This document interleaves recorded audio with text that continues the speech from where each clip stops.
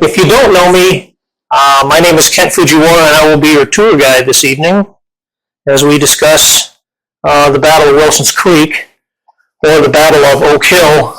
This is my background. I spent 27 years in the United States Army. I started off in the infantry, and I went into long-range surveillance, and then I went into intelligence. I worked in the special operations community as an analyst for a while, studying WMD and logistics. So, and as a cyber analyst, I worked for some of the most noted companies, but this is what I'm most known for, is carrying a big bag of junk on my front and a huge parachute and falling out of an airplane into denied territory. Yeah. So the very first thing I asked myself was, where in the heck is Wilson's Creek? I didn't know anything about the Civil War battles and I found out that this was pretty much the end of a campaign, a major campaign in the state of Missouri that took place in 1861 from early May, or actually March, when they first started when they had the vote after Lincoln was elected. But it ended up down there, and then later on there was one called, what's the one? Not Pigeon Forge. P Ridge. P Ridge, thank you very much. P Ridge that kind of finished everything off for those guys down there. So I'm going to sit down here because I've got to move this. Okay, so this is our four-part harmony. We've got Brigadier General Nathaniel Lyon, who was a captain in the United States Army, fought in the Indian Wars, fought in the Mexican-American War, had a terrible temper, and was an absolute SOB for prisoners. So much so that during the Indian Wars, he lined up about 20 captured people and shot them. Had them executed. Charges were never performed on the guy, but he ended up coming from Fort Leavenworth area to St. Louis as a captain to take charge of things in the garrison area. And as his luck would have it, he was a good friend of Blair, who happened to have a lot of horsepower in the United States government at the time. So Captain Lyon got promoted to Brigadier General Lyon. Not a brevet, but it was a promotion. Colonel Franz Siegel, I love this guy.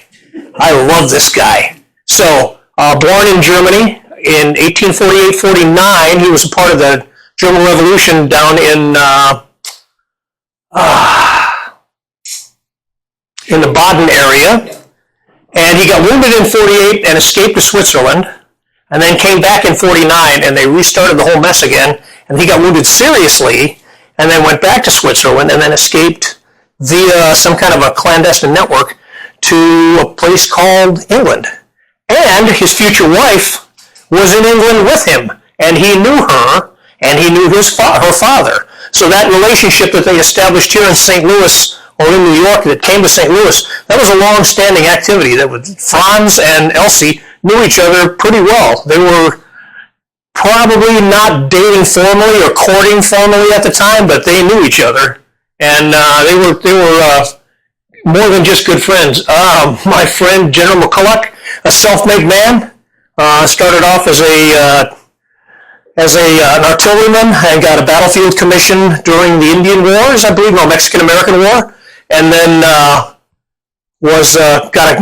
gained a commission and didn't go to college, didn't go to an academy. He worked his way up, so he was a true Mustang and a hard-nosed SOB. And then there's Major General Sterling Price, the fourth part of the four-part harmony. Of anybody that he was, allegedly, he was a hero during the Mexican-American War, allegedly. But the battle took place after they had signed.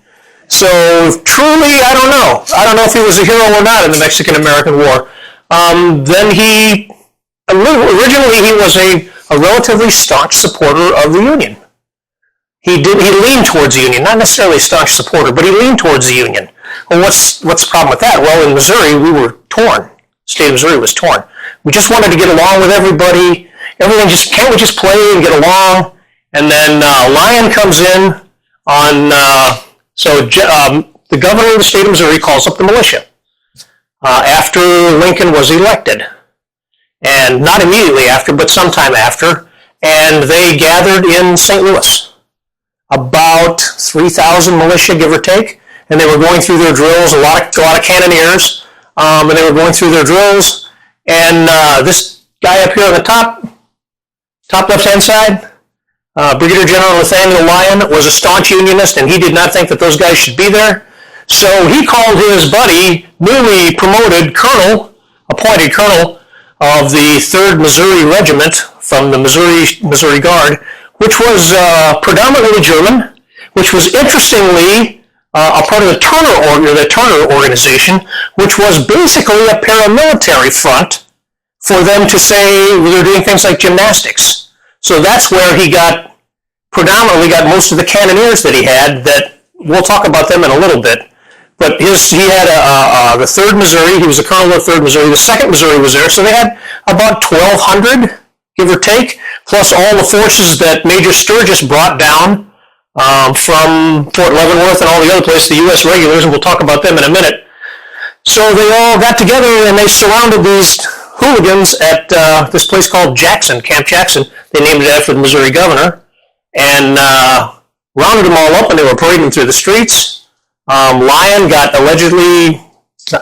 General Lyon allegedly was knocked partially unconscious by a horse or a stone or an object, and didn't have his full mental capabilities.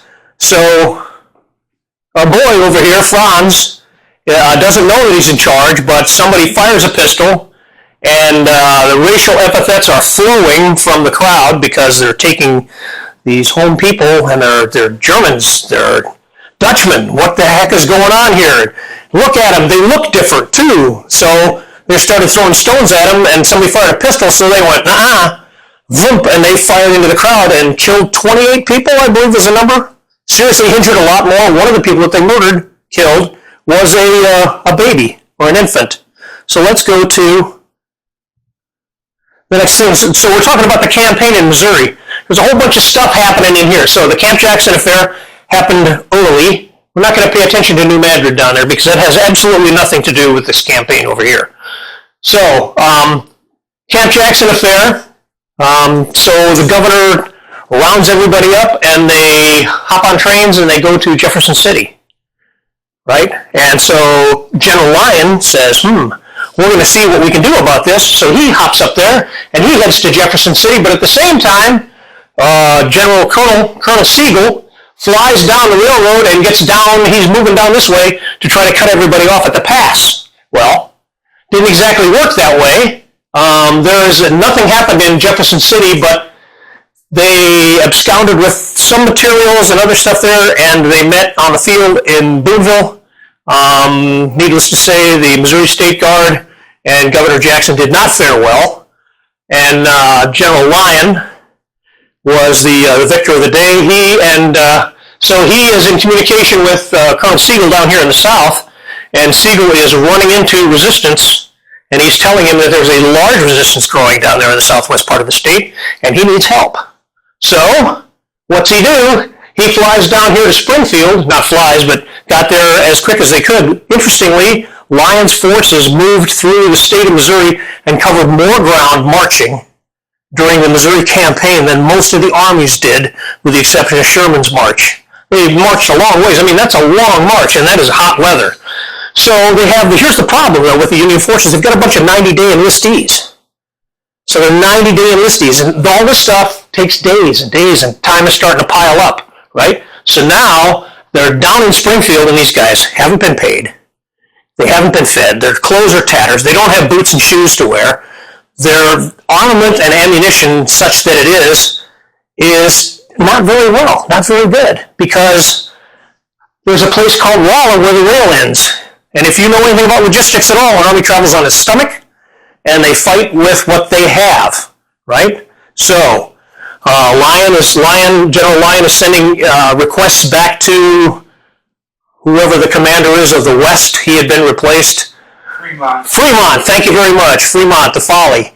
And he was more concerned about what was getting ready to happen down here to New Madrid. So he kind of ignored Sigel and Lyon. And he said, one of the quoted things was, Lyon wants soldiers, soldiers, soldiers. After another telegram came from him describing the situation that he was facing with the impending doom of a force of what he considered to be about 20 to 25,000 against his band of 90-day wonders that he was losing pretty regularly and that weren't being paid, so morale was low. However, I will say one thing that one of the best things that they did is before the Western Army, the Union, occupied the city of Springfield, they stopped short of the objective and they resupplied and refitted.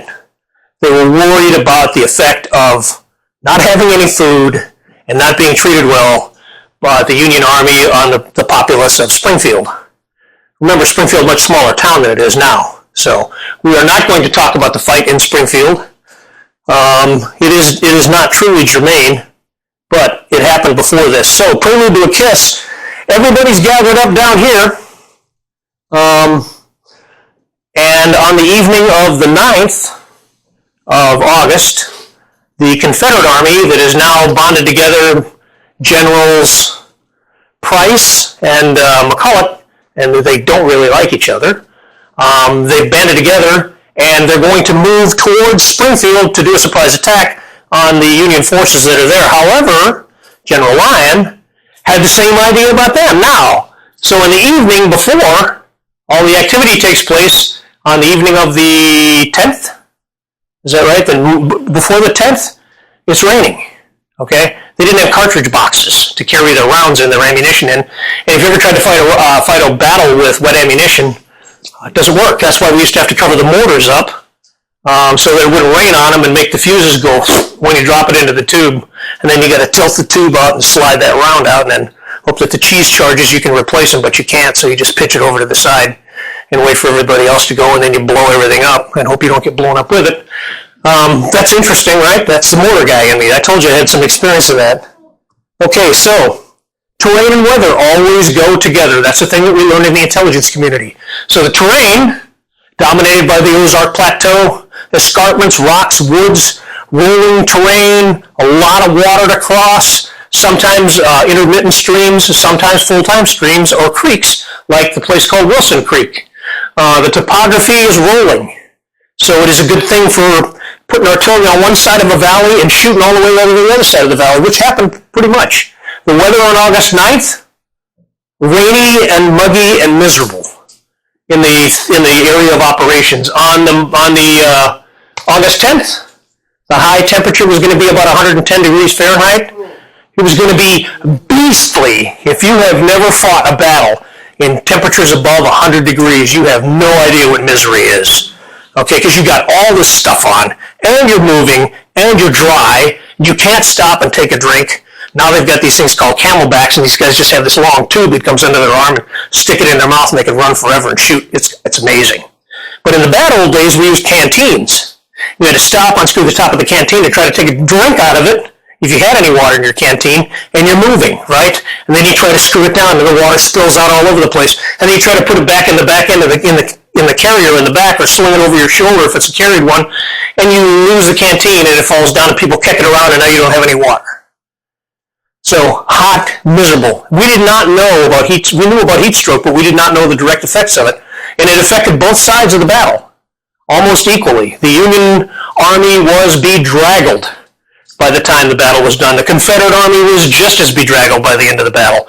They were just glad to get away from each other, I think, so that they didn't have to fight again. And we'll discuss that in a few minutes about what the effect was. So from 1000 to 1700 local time down in Springfield and Wilson's Creek, that was the temperature, 110 degrees Fahrenheit, and humid as the dickens. So a lot of perspiration, people lose consciousness, they lose the ability to think clearly because logistics. Ooh, look at that. Okay, so the terrain, we talked about it earlier, terrain and weather always go together. This is an area that doesn't have any terrain really associated with it. You have to look at the areas and see what it is. But over here, there's a map of the battle area. We won't pay attention to these guys for right now. But these little round things with the ticks that are on the outside, that used to mean, or still does mean in map speak, that's a steep terrain. So you've got hills along the west side of the battle area and hills along the east side of the battle area, and then there's a creek that runs down the middle and a road that takes off between the hills. And this big hill way up here, way up at the top up there, was the one that everybody was fighting over. But we'll get to that in a minute on how that fight took place. But so a lot of rolling terrain, a lot of good opportunity for people to shoot at each other with big guns called artillery. Now, the terrain has changed. There's a lot of secondary growth. If you go down there, you will notice there's a lot of trees. In 1861, there weren't a lot of trees down there because they had cleared it all off and they were farming. One of the particular places that was very interesting was Ray's cornfield, because there was a hell of a fight that went on in the cornfield, in Ray's cornfield. A big fight went on in there between a couple of regiments of the Confederate Army and a regiment of the Union Army led by a guy named Plummer. So that's the condition of the battle area. And now we're going to talk order of battle. Yeah, okay. So this is the strength, 5,600 people. 2nd Brigade, okay? The night before the battle, they have a council of war. Don't understand it, but that's the way they did it. They have a council of war, and Colonel Sigel talked the boss into separating his brigade as a separate slice and sneaking down through the southern areas at night and getting in behind the Union Army, and they would do a pincer movement, not a flanking action, a pincer movement, not a blocking force, a pincer movement, to pinch the Union Army in between the two forces and squash them like between a hammer and an anvil. However, if the anvil is not solid and the hammer is not swinging, there's not much hammering going on down there, okay? So you got a total of 5,000 people, 5,600 people that make up the entire Union, the Army of the West. 5,600 people. In modern terms, that's like a little bit more than an Army brigade right now. So a little bit more than a current Army brigade. And this is like, so Sigel in his 3rd Missouri and the 5th Missouri, they only had the opportunity to have India Troop, Charlie Company, and Backoff's Battery that had 6 guns, and it was a mix of guns. And 1st Brigade under Sturgis had only had one of the volunteer regiments from the state of Missouri. Wow, okay, makes good sense. Go down to Lieutenant Colonel Andrews down there, and he's doing okay. He's got Dubois' battery, he's got Captain Steele, regular Army, and he's got Lieutenant Colonel Andrews with another regiment. So they've got 1st and 2nd battalions, and they've got an artillery battery, but it's a relatively small brigade. See the X on top is brigade. That is a battalion, and one is a company, battery, or troop. So in the cavalry, you use troops. We don't use companies. They have to be different. They have to be different, and they wear cool hats and long boots and spurs, but that's another story. So over in 4th Brigade, it's the 1st and 2nd Kansas, the 1st Iowa. Those guys will be really important. Now, and then again, there's different states had different people that they brought into this thing, and nobody had standard uniforms. Big deal. Big deal for far recognition and close recognition on the battlefield. That'll come into play. So they have a few guns, Dubois' guns, Backoff's Battery, and Totten's Battery. They're not doing too bad. I mean, Sigel had 1,200 in his brigade. Yes, ma'am? So what's the difference of having the X compared to the slash signify on the boxes? Like, You got this X here? yeah, That's infantry. infantry, and then The slash is cavalry, right, or reconnaissance. That's what my great-great-grandfather was under Carr. When Was he really? Yeah, because first, he was in the reserve corps, and then when he re-enlisted after the 3 months, he was under Carr. So that was regular cavalry. Right. Yeah, First U.S. Regular 1st U.S. Cavalry, right. The real cavalry, that's what I was right? The guys that were out slaying Indians and doing all that other stuff. So about 5,600. And now we come to the next part of this, and there's our friend General McCulloch. About 4,900, give or take. But real soldiers, all armed, all fitted. They had ammunition, they had discipline, they were well drilled, because this dude believed in drilling and preparation and training. So this part of the force was in pretty good shape. They weren't as good as they could have been, but they hadn't been together that long. But when they marched up from the Arkansas Army of the West, or whatever they were called, their presence was significantly a problem for the Union Army, because that's 4,900 guys, and you've got 5,600, and most of them are leaving town pretty soon. Plus you've got all the Missouri Home Guard, then we'll talk about them in a minute. So he had 2 brigades, and these were really brigades, because 1st Brigade had 5 battalions, and he had 2 batteries. He had a lot of firepower, a lot of horsepower. Not horsepower, but he only had a battalion of cavalry. Now, for those of you that don't know, the job of the cavalry is to get out in front and screen or do area reconnaissance when you do a movement to contact, which is kind of what this was. So they'll get out front and screen, or they'll screen your flanks. Whichever your weakest area is, they're supposed to screen that. But they're also supposed to screen the front of you. Big problem. That comes back there later. So McCulloch's brigade, a true brigade, about 5,000 people,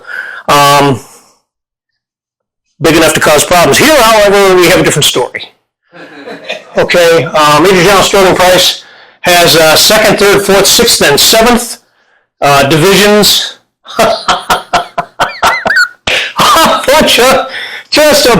There's not an awful lot going on here, okay?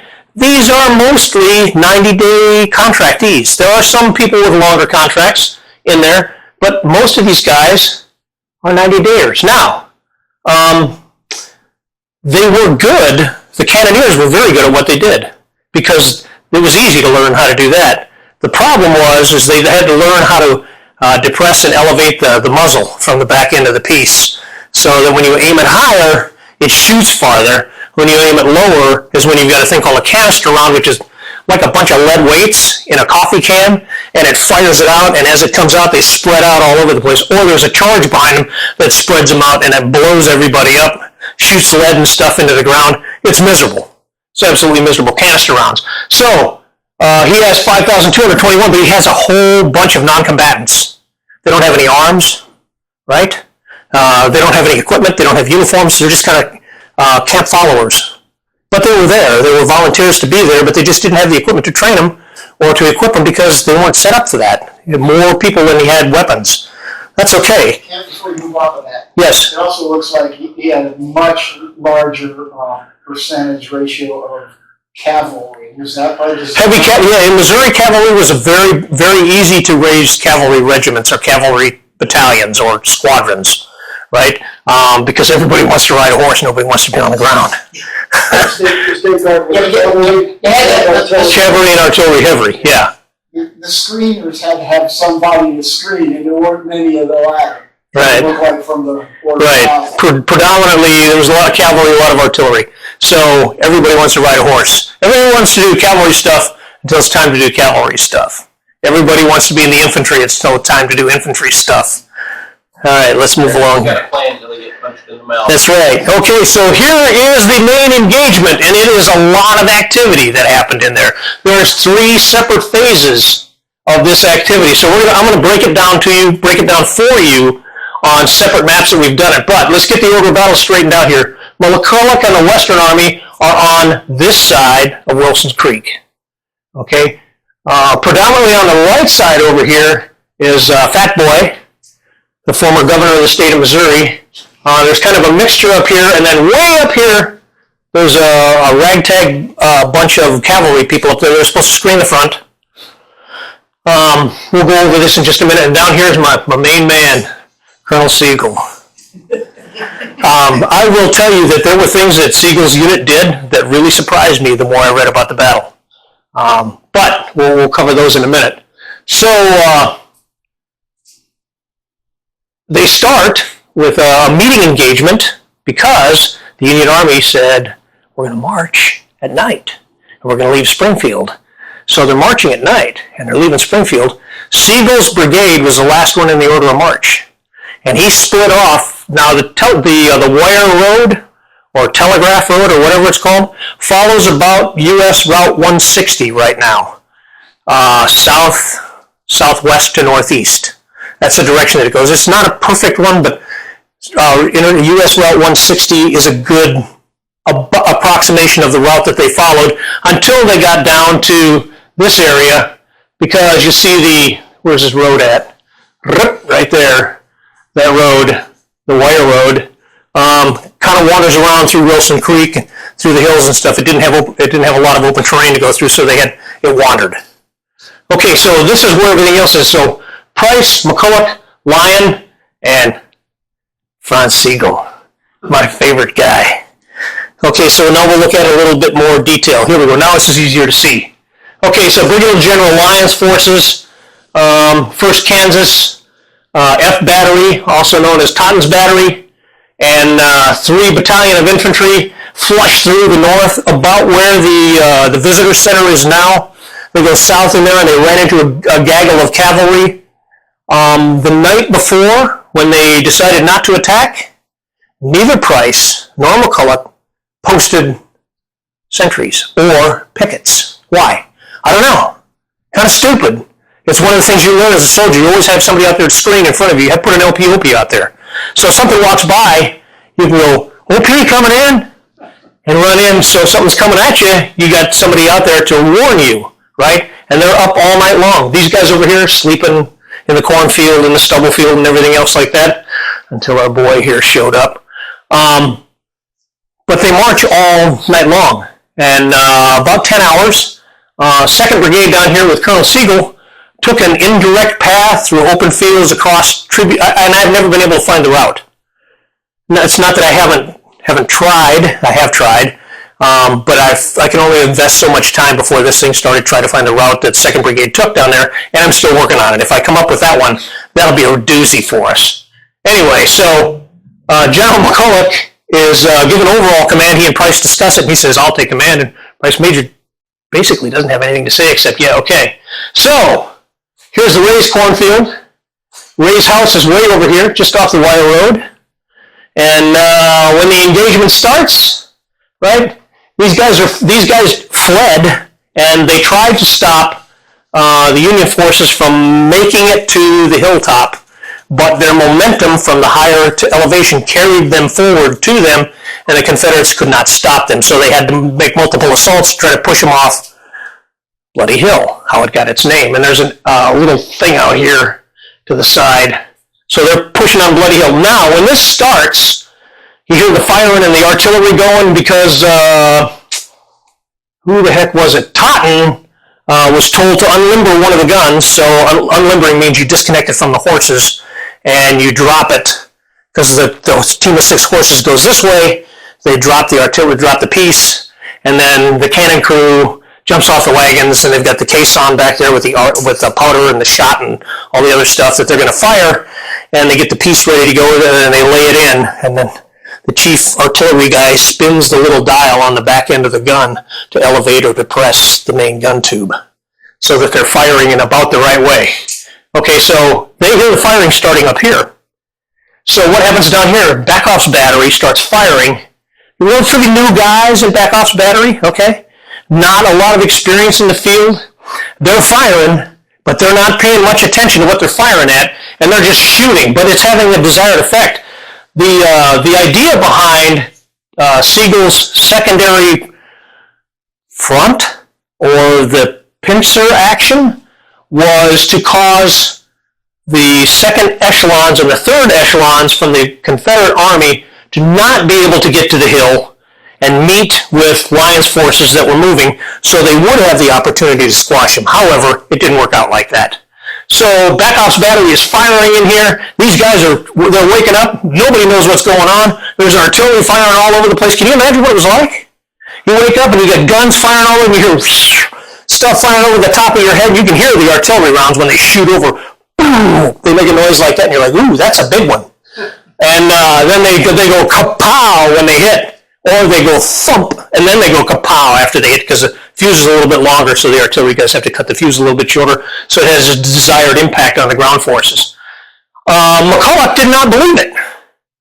Hogwash. Not a chance. We're not being attacked. Well, he's in an acoustic envelope. Is that what they called it? Shadow. An acoustic shadow. She didn't want to get up from the breakfast table. I'm sorry. But General Price over here, his headquarters, he finally convinces McCulloch that there's something big going on and they need to marshal the forces. So, again, Price, McCulloch. Good forces, not real good forces. Yes, sir. What's the distance from top to bottom? Miles. Oh, this is about 4 miles. How much? About 4 miles. It's about 3 by 4, give or take a little bit. So, yeah, it's really, really terrain. So if you go out there to walk it, put some good walking shoes on or walking boots on and carry a snake stick with you because they're all over the place out there. So that's the first phase of the battle. The Wire Road is here. Backoff's battery is firing. Siegel is redeploying. Now, you would think that he would go straight down there, right? He couldn't because the terrain is very steep right there. So Backoff's battery had a great observation over the top of the Confederate forces that he was shooting at, literally shooting at with the artillery, and the 2nd Brigade comes around here and they start to sweep through the stubble field because the Confederate Army, they ran. They didn't know what to do, right? These guys are like home guard people, right? Well, Kansas, Texas, not so much, but a lot of these guys took off running and they didn't know what to do. So this guy over here, Brigadier General McCulloch, he gets these people together and he says, whoa, what do you think you're doing? Get over here. So he settles everybody down. He gets them to get back into unit cohesion. And they start to move on this dude down here because they don't know how big his force is. They don't know how big this force is. They can kind of assume how big they are. But once they found out how big this force was, school's out. At the same time this is going on, Plummer on the left flank is told to go secure and sweep the left flank over here and raise cornfield. So he heads over that way. However, because there was an artillery battery over here just beating the snot out of the front lines of the Union, whose battery was that? Woodruff's battery. Woodruff's battery was beating the snot out of the Union front. So what do? They're going to send somebody over here to take care of them. So Captain Plummer, take your battalion down there and take care of that artillery and get them off of us.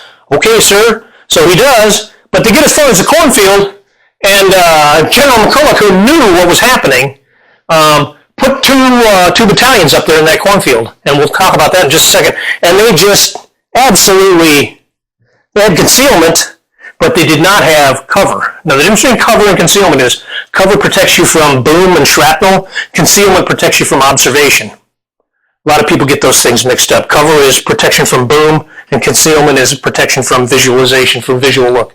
Okay, so here they are. The 2nd Arkansas and the 3rd Louisiana. Plummer's guys come over here, and they line up, and they just ruined them. I mean, they ruined them. That was a waste of a good battalion. The 2nd Infantry Battalion under Plummer, they got just slaughtered. Good people, good soldiers, very, very, very well disciplined command, and they went through that cornfield and thought they could get to him. Couldn't. So McCulloch handed it to him there. Now, our boy down south here has moved through the Sharp stubble field from the Sharp farm. So it's a stubble field right here. And he is going to set up a blocking position right here on the Wire Road. However, as they're setting up the blocking position, he has a cavalry unit over here to his left flank. You see anything out here in front? No screen in the front. Eventually, there's a cavalry unit that screens the right flank over here. But nobody in the front. And why is that important? Cavalry screen tells you when you're about to get stomped on by something big, right? Okay, so big problem. The other big problem was down here is that one of the brigades, battalion, regiments, whatever, one of the battalions was still in column formation on the road, preparing to march. What are you doing in marching? What are you doing in marching formation when you're supposed to be digging in if you're in a blocking position? Communication, the orders process, all that stuff about troop leading procedures, they didn't do it back then. They didn't do situation, mission, execution, administration, command and control. They didn't do that thing. I mean, everybody now that goes through the military can do an operations order or a patrol plan, a patrol order, right? They didn't do that then. Well, boys, I think we're going to march on down here to the Sharp cornfield and we're going to give it to them and chase them until they're done. What does that mean? Right? That doesn't mean anything to me. It means that I'm going to go down here and I'm going to conduct a meeting engagement with possibly a superior force, and I don't know where they're positioned at, or what kind of reinforcements or indirect fires they have on their side, or if they have something else that they can bring to bear on me in battle when I'm doing a deliberate attack. That's the kind of stuff that the people needed to cover back in those days, but they didn't, because some of the great commanders did. But they didn't do a 5-paragraph operations order like we do in the modern military. They did variants of that. So, here we are. Bloody Hill has been taken. There are Plumber, First Plumbers Battalion, 1st U.S. Battalion went over there, and then they came back in tatters. So they're pretty much non-combat, non-effective. But Totten's battery was split into 2 different sections. Dubois' battery was over here on the right flank, and they were pounding on that artillery over there that was decimating the front of the Union line during their advance. Now they get up to the top of Bloody Hill, and these guys are gone. They go down to the bottom of the hill. However, they did not take up positions on Bloody Hill where they had a good view of down to the bottom of the hill. They stopped short. So to them, they couldn't see the bottom. But the Confederates could see the top. There's a problem there. So this dude here, Lyon, comes down here, and instead of telling his battalion commanders and company commanders, get your people moved forward, I don't want them on the top of the hill, I want them forward of the military crest of the hill, he goes down there and he's moving people around. Now this is a guy that's a brigadier general from a captain. Right? The problem with that is that captains are used to going forward and inspiring their soldiers and their subordinates to do things and giving direct orders to the lieutenants and the sergeants go, aye, aye, Captain, whatever you say, sir, pump, and they move forward. He didn't belong down here. That's why he eventually got slaughtered. He got wounded twice, and then they shot him off I think they shot him off his horse the 3rd time. Got wounded once in the head, once on the side of the leg, and the 3rd time they got him, they shot him through the torso. He did not belong down here. That's the problem with it. That's the problem with putting inexperienced leaders into senior leader positions. We don't do that anymore. There's an entire development program for our leaders. First, they go to the officer basic course, then they go to the advanced course, then they go to a thing called CAS Cube or whatever that is. That's a combined arms staff communications. There we go. They don't do it. I'm told by Doug they don't do it anymore though. Okay. They have something called the Captain's Career Course. There we go. Which includes officer advanced and CAS Cube together. Okay. So we have an education program for our officers. After that, they go to a thing called Command and General Staff College, CGSC. You can either do that by attending, or you can do the Book of the Month Club. And then, there's a lot of books in the Book of the Month Club, okay? So you go to Command and General Staff College, and after that, you go from lower field grade to mid-grade field grade to Lieutenant Colonel, and then you are selected if you're selected for Colonel, you're probably going to go to the War College, where you learn about von Clausewitz, and von Clausewitz. That's what they learn. John Keegan probably. Yeah, a little bit of that. But von Clausewitz says we're always at war. They train them to use strategy. So these officers nowadays are trained very well. The non-commissioned officer corps, same thing. You go to warrior leader course after you go through basic training in AIT and you get a little bit of experience. Go through your first line leaders course where you learn how to be a team leader, learn how to march people, take authority. Then you go to the basic NCO course, which is for staff sergeants and sergeants. That's where they learn how to be a good squad leader. And then you go to the advanced NCO course when you make 6 and you're ready for 7 and 8. And that's the advanced NCO course, and that's where you learn how to be a good platoon sergeant, first sergeant. And eventually, if you're lucky enough, you go to the Sergeant's Major Academy, where you learn how to be a good sergeant major, and you get a hook in your finger by the time you're done to fit the coffee cup. That's like the Chiefs Club in the Navy. Sergeant's Majors in the United States Army, worth their weight in gold, because a great Sergeant Major, Battalion CSM, can carry the battalion through some pretty rough times. Very interesting. I'll tell you stuff about this afterwards. So here they are down in the south area, and they just beat the crap out of it. They're gathering up Confederate prisoners. They have a couple of hundred of them down there. And at the same time this is going on, interestingly enough, the Confederate logistics train is set afire. Now I haven't yet been able to find out who did it. It could have been Backoff's battery over here down on the hill firing wildly into the woods and hit the logistics train, but it was Price's logistics train. So his logistics train caught fire. I don't know how much of it burned. I haven't been able to find all that out yet, because it's really deep in the bowels of what's available on the Battle of Wilson's Creek. So that's supply wagons. Yeah, supply wagon. Burned them. They were burning.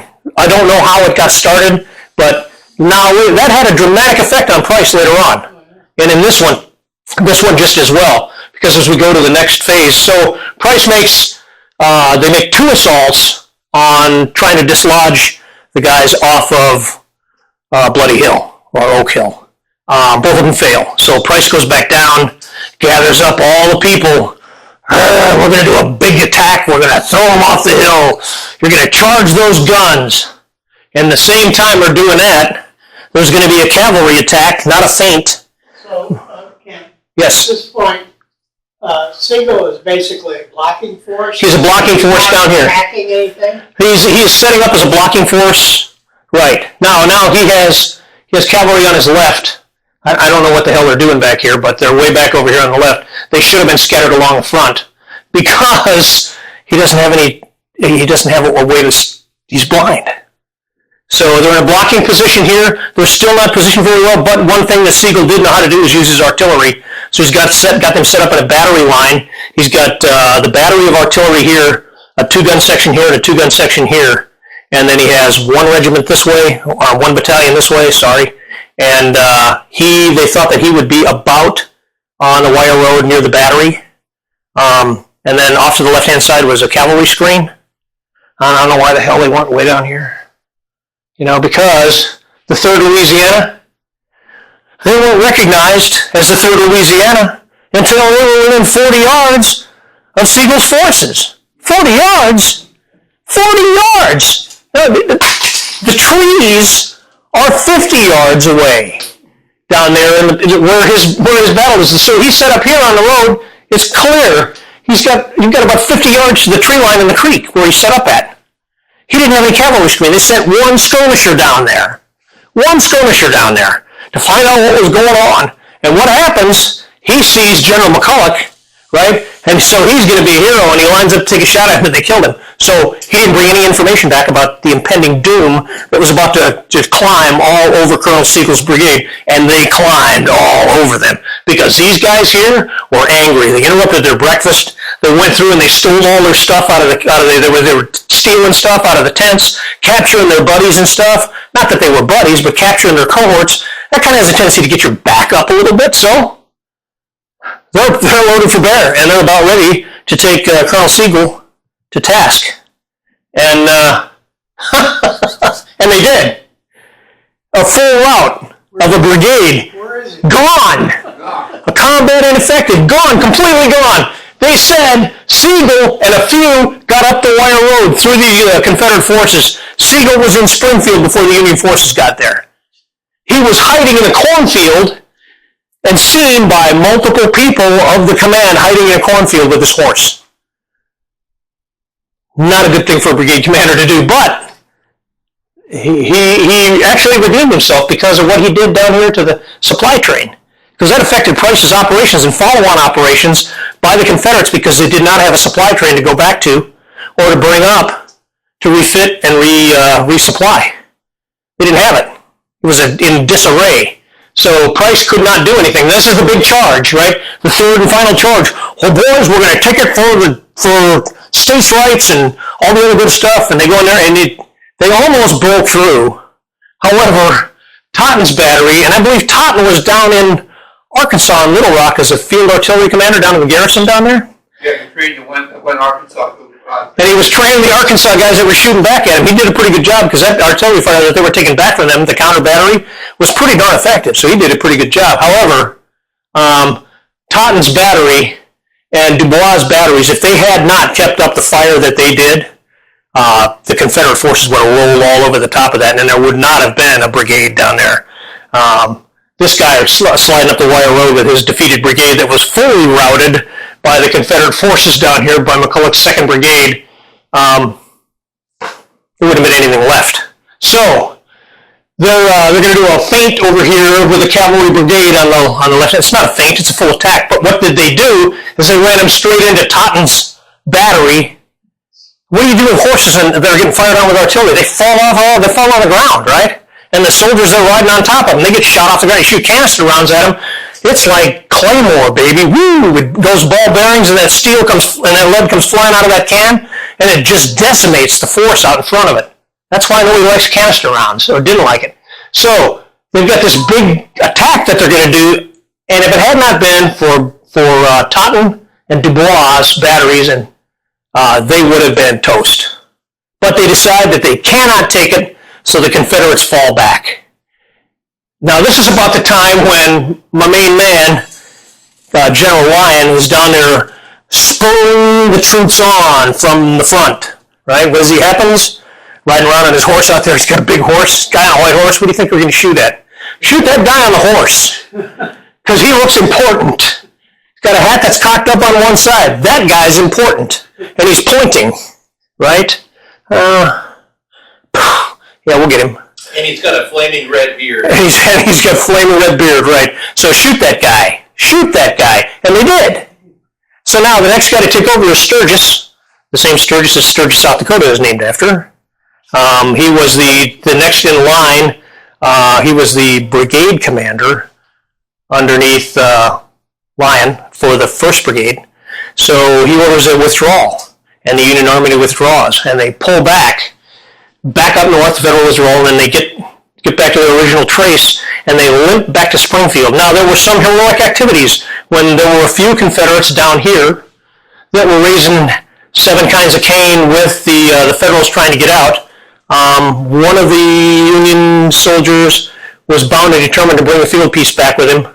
I don't remember his name, but it was him and one other guy, and they managed to round up a couple of horses, and they didn't want that field artillery piece to fall into the hands of Confederates because he was a cannoneer. So, I don't know how many medals of honor were down there. I've never been able to find that out. But this was when they said Bloody Hill, that was a bloody hill because Price just threw forces at him and threw forces at him. And the last push, they threw more forces at him. You don't do that. You don't have to do that. See, that's the difference between Napoleonic stuff and what we do now.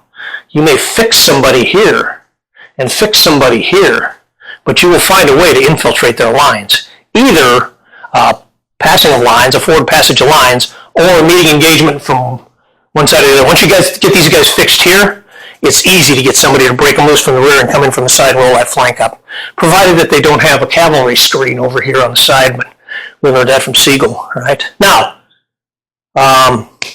everybody gives Sigel a pretty rough time about what happened, right? But in Pea Ridge, he did a pretty good job. He directed the field artillery down to Pea Ridge and was instrumental in the Union Army defeating the Confederates at Pea Ridge. So he got promoted to Major General. So he didn't do well here at Wilson's Creek, right? Pea Ridge, he did a good job, so that's a win, right? So he did so well that they promoted him to Major General and shipped him out to the Eastern Theater and gave him a corps to command. And Bull Run shows up, and what do you suppose happens? Here's this guy with a whole bunch of Germans, right? And who's he facing off against? General Stonewall Jackson. And he made deliberate assaults against fortified positions. I don't understand why he did it, but that was just the way he was. He didn't learn by these mistakes here.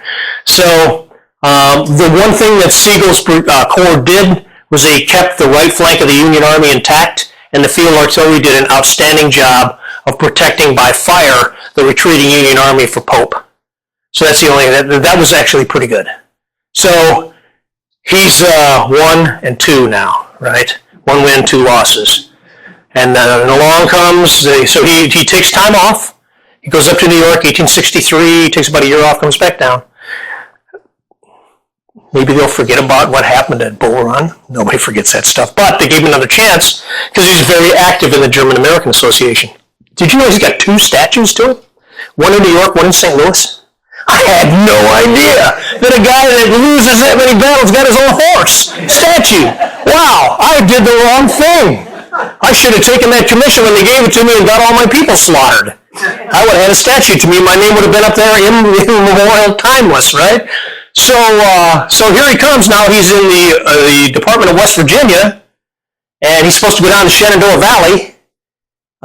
They're gonna. I want you to do it just like Stonewall Jackson did it, boy. Just go on down to the sun and take that Shenandoah Valley from him. And what's he run into? Former Vice President of the United States, Breckinridge, who was a shrewd commander.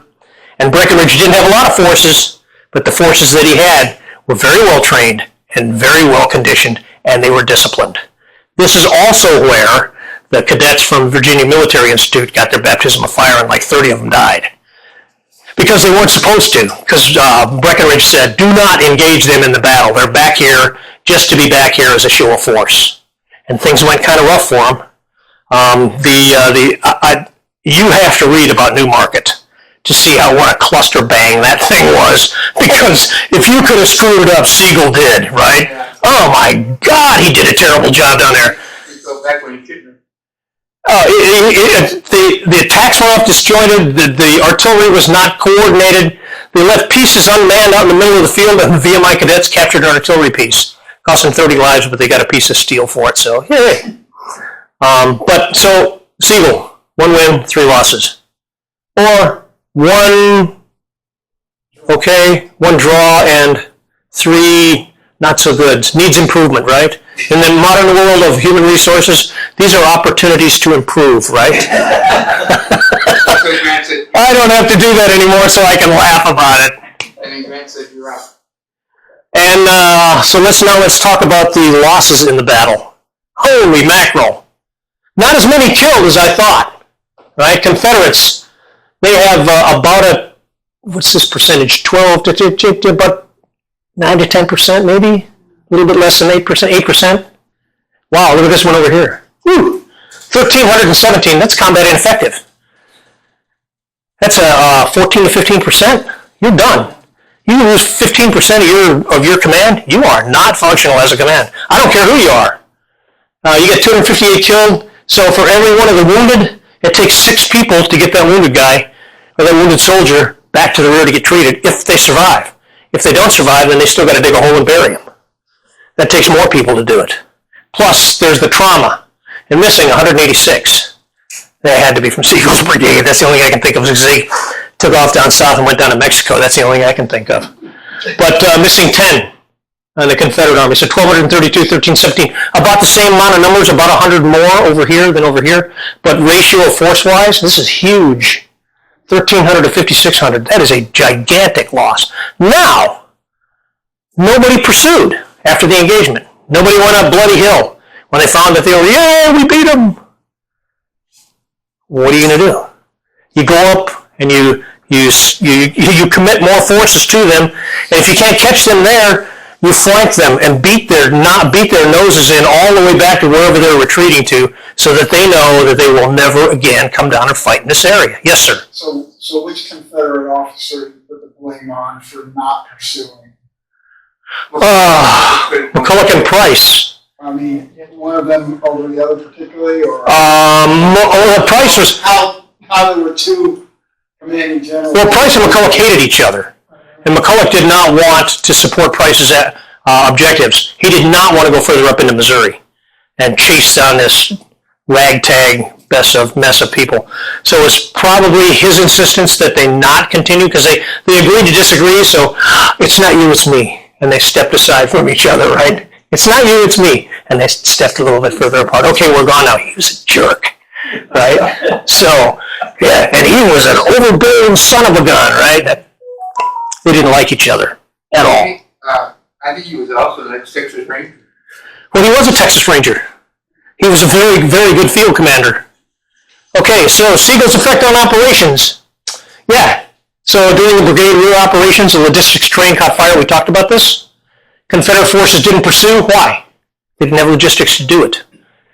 They had water. They didn't have food and ammunition to chase them. The horses were kind of shot up. They were beat up really bad because they did that frontal assault going uphill in the hot sun, 110 degrees. Let's go get them, boys. I'll stay down here and wait for you. You go, I'll watch. Doesn't work like that. So the delay provided the Union forces to evacuate to Springfield and eventually back to Rolla and then back to St. Louis. Now, it wasn't the end of it, right? It wasn't the end of it. There was more fighting that went on in Missouri. Pea Ridge, and then the activity all the way up along to Lexington. Great battle up there. Whew, if the battle could be great. So, Confederate forces did not pursue.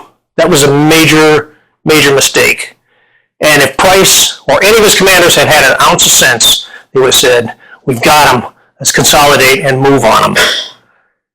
But McCulloch left, Texas Ranger, I'm taking my guns and going home. Effect on the operational area. They discontinued operations for time being, threw them out, because the they took a beating. Both sides took a beating. So the interesting thing was that Price was glued to his supply train after this. He was glued to it. Every engagement he was in, he was really concerned about supply train because he did not want to lose the ability to resupply his troops and keep them going. However, the supply trains got so big, they became an encumbrance to his command. So you live with logistics and you die with logistics. The logistics became too big. Slower movement in rear area security for the log train, supplies and stuff. You can't take half of your force and protect it. The best thing to do with that is you break it up into bite-sized pieces and you let the commands, the brigades, take care of that section. They each get a piece of the pie. They protect it. They've got their supplies with them, so it's called fix forward or feed forward. That's what we do now. Unless we're fighting out of an FOB, and then it's completely different. So that's the effect on the operational area. Any questions? So yes, 659 times I went out of a door like that, dressed like this. Perfectly good plane. No such thing. No such thing as a perfectly good airplane. I tested parachutes. I loved it so much. I think McCulloch gets a bad rap for not pursuing, but never underestimate the idea that McCulloch had orders, and the Arkansas troops did not want to leave Arkansas, right? Yeah. So they agreed begrudgingly, we'll go as far as Greene County, but we're not going to go to Rolla and up to St. Louis. Forget it. We enlisted to fight in Arkansas. In Arkansas. Right, so that's McCulloch's guys weren't going to do that. Yeah. Now, Price's guys, story. But they didn't have, Price's guys alone didn't feel like they had the strength. And they didn't really know what the federal force strength was. Both sides overestimated their enemy's strength. Yeah, that's a common problem in reconnaissance and intelligence, is that somebody always overestimates it. Like Lyon thought that there was 20,000, 22,000. The number got bigger every time you reported back, right? Well, look at McClellan. Yeah.